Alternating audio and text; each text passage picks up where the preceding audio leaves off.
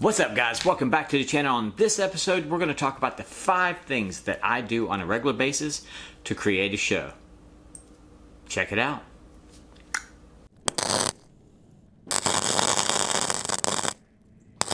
What's up, guys? Welcome back to the channel. My name is Billy Collins and this is the Billy Collins Show. And on this episode, we're going to discuss 5 things that I do when it comes to preparing for a magic show. And first of all, let me excuse me for the sunglasses. I'm not some douche jackass that wears sunglasses, think he's cool inside. I actually have an eye thing going on and it's kind of disgusting. Alright guys, so when it comes to creating a show, there's 5 steps that I use, and the 5 steps are something that you can use in magic, or you might actually be able to adapt those to your everyday life when it comes to your business or your personal life. I think these 5 things are crucial in everyday living, not just in magic, but in life in general. And you're gonna find that a lot of things that happen in magic also coincide with everyday life. It's not much difference between the two. So with that being said, let's start with number 1. All right, guys, coming in at number. Hold on. I can't breathe in this thing. Alright guys, sorry about that. I thought I would take the sunglasses off and try to use a mask, but well, that didn't work either. So, let's proceed with number 1. Guys, it's important for me to carry around a notebook. That's right, I take these pretty much everywhere I go. I get ideas from things that I hear, from some music samples. You never know when an idea is going to strike, and it's a good thing to go ahead and have one of these, write the idea down, so that way you can go back and refer to the idea. It gives you time to think about the idea too, because you might think an idea is great at the time, but when you go back and revisit the idea, it may not be that great. Sorry about the cat. Mr. Thumbs wants to be in the show. But anyway, yep, number 1 is notebook. And if you don't have a notebook that you can carry around, you can also use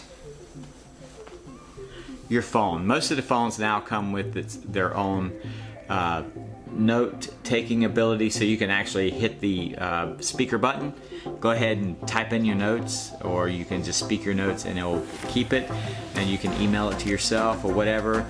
But yeah, that's a good tool as well to use as your notes.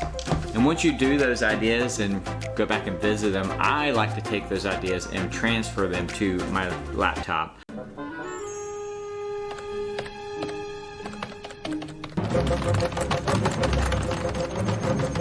I have a special file for them where they are stored, kept. I can go back and refresh them if I need to. I can go revisit them to see if they're actually worthy of me keeping. So tip number 1, always carry a notebook. Alright guys, number 2 is research. Now I spend a lot of time researching magic. I come up with an idea that I want to use in a show, and then I go back and I look for different older things, like, you know, I have my staples. I'm a mentalist, so therefore I've got 13 steps. Stage presence, I like to go through that. Tarbell, I go through some of the old books and just kind of see what I can find and make them relevant for today.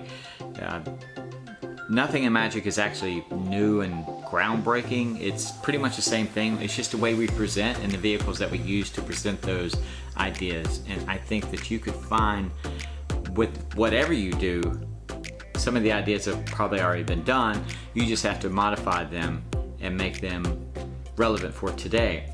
Especially for now, where a lot of things, especially in this time period, where a lot of magicians are going through a virtual type show mentality with the current virus happening. It's good to kind of bring those old tricks back and see if you can make them relevant to today's society and what goes on in everyday life. So that is number 2.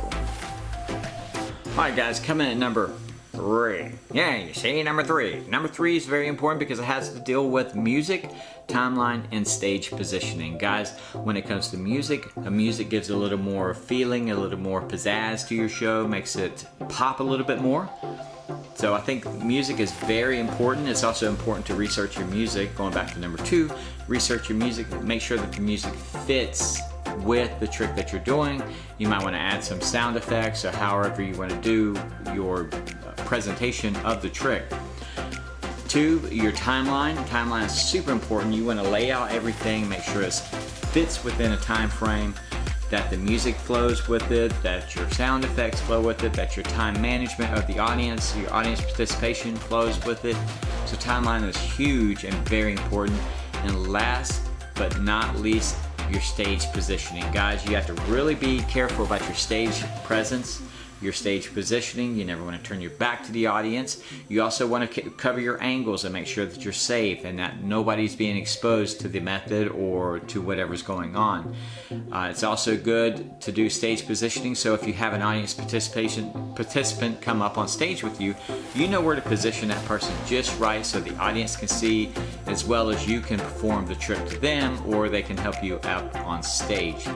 So guys, coming at number 3. Alright guys, coming at number 4. Yep, that would be whiteboarding. And it's got to come out right. Now first, I put down a 7. Right. Now, I'm going to divide the 7 into 28. Yep. I put a 28 there. Okay. Isn't that cute? So whiteboarding is important because you can lay out the show, your time frames of the show, your actual music cues, and go ahead and set it up so you can kind of visually see what's going on. You can reposition, you can just wipe it away, move tricks. It's easier than writing it on a big poster board of paper. That way you don't have to throw everything away. You just erase and go. You're gonna find that when you're creating a show that this is super important because some things may fit and they may not. You may have time restraints on one. You want one that flows into the next trick. See, for me, I think a magic show could be with me being more of a mentalist and also being more of a motivational type performer, is that I want everything to have a story and it flows all together like one seamless stream that goes and flows with the show. So having a whiteboard is very important so you can kind of see how it's going to go when you practice. Like I said, you can wipe it away, you can move things around, you can jot little things to the side. This is the small one. Actually, I use this one for the show, but I do have a bigger one that I can sit and write everything down. Kind of helps me out and visually sees, it can help me visually see what's going on and what's going to happen in the show. So number 4 would be whiteboarding.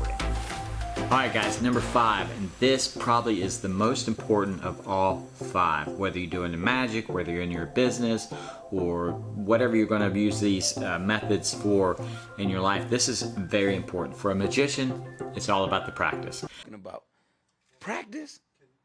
We're talking about practice, man.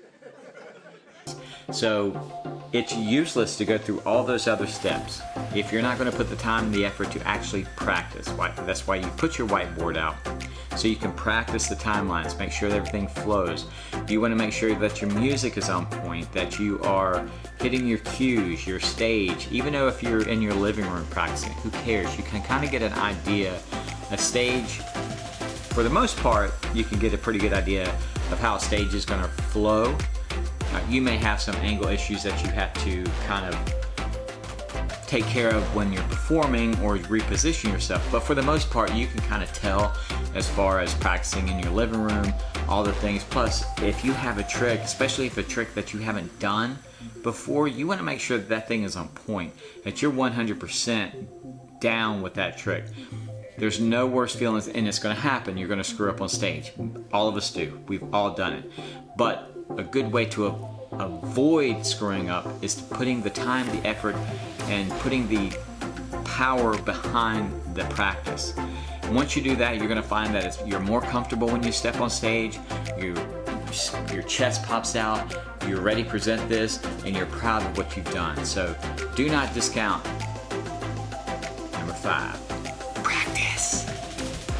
Okay guys, there you have it. Those are my 5 steps of creating a new magic show. I hope you found those very useful. Everyone in this room is now dumber for having listened to it. I hope you use those in the future, whether it be in your business life, your personal life, or just if you're a magician. I think these are imperative. We should use these whenever we go about creating a new show. Also, if you like this video, please give it a big thumbs up. Don't forget to hit the subscribe button down in the corner, and we will see you on the next episode. I'll see you later. Goodbye.